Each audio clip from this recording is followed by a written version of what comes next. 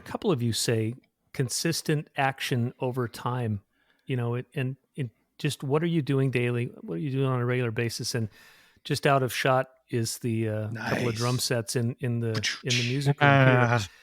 In the last couple of years, I've started studying with literally some of the top drummers in the world. And what the takeaway has been from those brilliant drummers is it's all mental. It's not like, oh, here's a cool trick on the drum set. It's all mental. And the cool thing about developing on the drums is it teaches you it's the same thing that you need to do to develop in life. On the drum set, I can wish to have faster bass feet.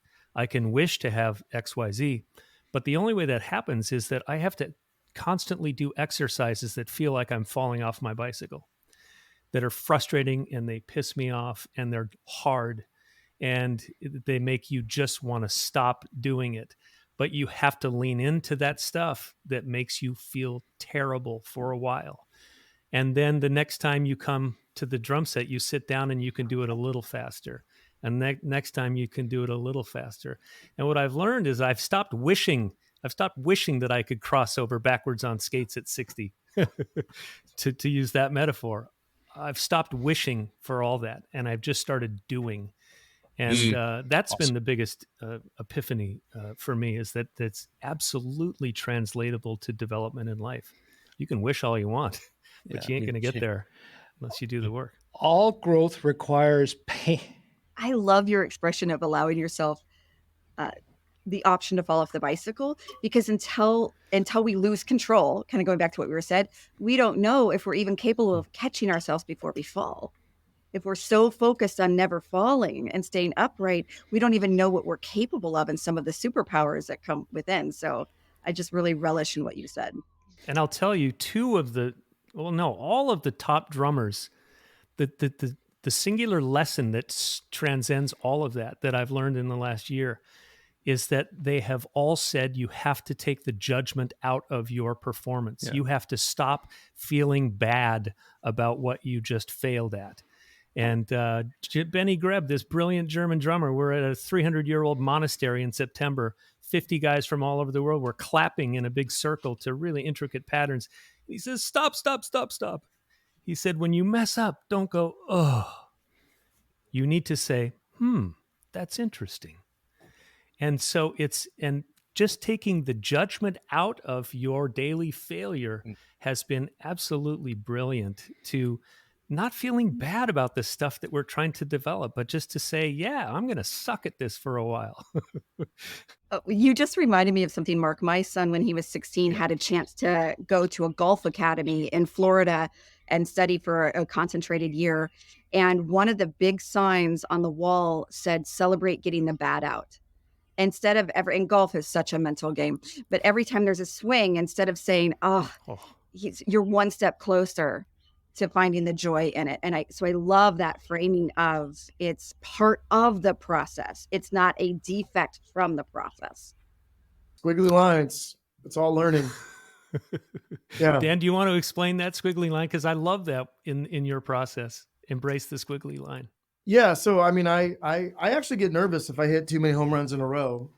Only because I'm playing in the wrong league. Like that's not, that's just not how it's supposed to be. It just isn't. And so if I'm on a development trajectory, I signed up for squiggly lines.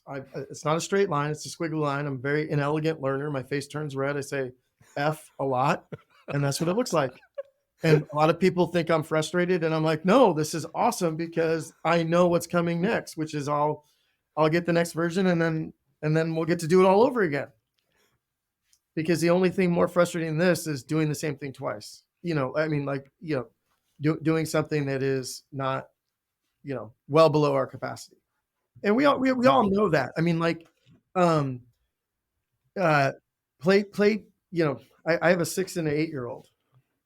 And for a little while, I for a little while longer, I can compete better than them because they're 6 and 8, right? But it's not the same as when I'm playing hockey with them and we're messing around. It's not the same when I'm playing hockey with adults Like, it's just not the same. And I do much better against an 8 and 6-year-old most of the time, not all the time, but most of the time, in large part because I have a longer stick and longer reach. But other than that, because they're both actually better skaters than I am. But it's not nearly as joyful. It isn't. It's fun, right? But the joy comes to me, real joy for me. Real joy is when I get back to the bench and I'm like, that was as good as I could be. Like, that's the cool part. It isn't scoring the goal. It's like, no, I think that was how it was supposed to be. So I think that's, you don't get there by hitting home runs. At least I don't get there by hitting home runs. I get there by I'm mixing metaphors between baseball and hockey, but yeah, I think it's part of it. It's just absolutely part of it. It's reasonable. The human mindset, survival instinct tells us to obsess on perfection, all that. It's just not, it doesn't serve me. Just doesn't serve me. I'd love to talk about what you all have in your sights for 2024 in terms of development and why that's on your development radar. Jeff, what's on your development radar? I know you're in the middle of the reflective process, but I love what you shared about removing friction and listening more. I think that's just brilliant advice, because I have not stopped talking since I was born, and that's a big lesson that I'm trying to work on. Yeah, no, it's too soon for me to really give it an honest answer. What will happen? Areas I think that I'm to reflection. So what's standing out is, okay, serving other people, really like emotional amount of joy present in that reflection, right? So, and I think becoming a better servant could be the word for the year. I don't know. That's one of the things I think is likely. It's a candidate for sure. I think there's also, I'm excited. I spent too much time thinking about what AI will be doing, disrupting in the world. So also, I think there's something here that, I don't know what it will look like, but my sense is this is one of those transformations that happens once in a generation. And so I'm trying to understand. So I think a huge part of my year will be trying to understand what that means and what that means for the next 20 years of my life I get to live on. So I think servant, I have this theory that to be a good leader, you need to be a good servant.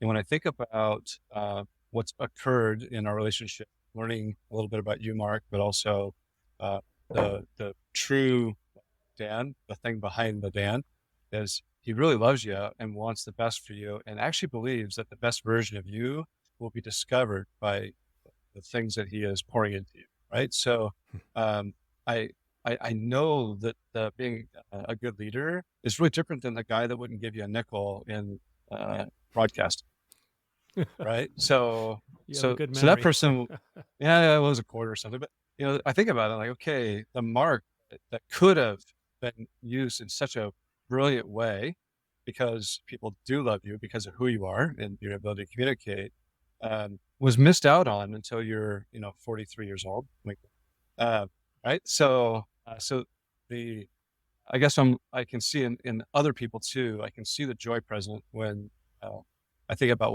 what I am observing in your life and with Dan is I think he's becoming a better servant and better leader by being a servant. And so I think there's a big opportunity for me to grow as a dude in my serving. I still serve kind of from a selfish perspective, not from a true, orphans and widows kind of religion, I guess. So don't know yet. So talking in January, I'll know for sure. Jeff, we just interviewed a Rear Admiral with the Navy here in Everett, one of the few females who have ever been the head of the 11th Carrier Strike Group. And that is exactly her philosophy on leadership, is that you've got to care for your people and remove the friction and see what you can do to make their life better. And that's her whole philosophy of leadership. And when you do that, everything else follows.